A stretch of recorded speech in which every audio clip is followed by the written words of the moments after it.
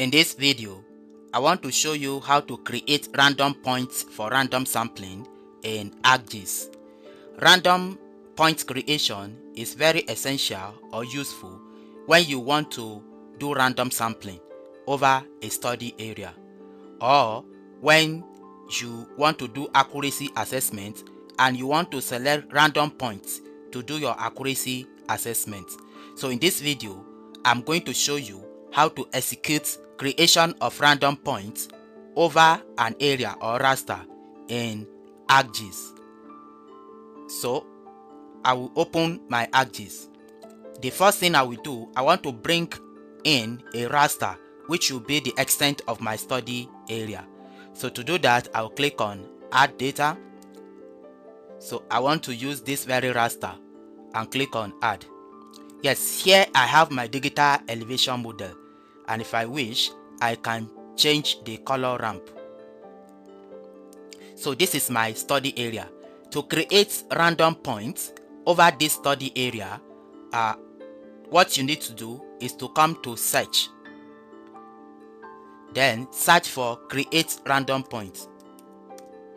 Click on search.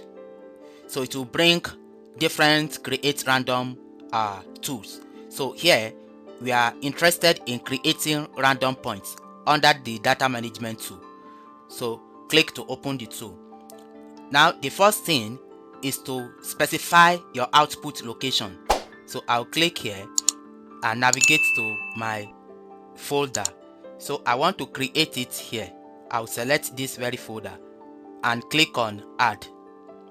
Then you have to specify the name of the output. So let me call it sample points. Then the constraining extent, that refers to the extent you want the points to be created. So I'm using the same thing as my raster. Then scroll down.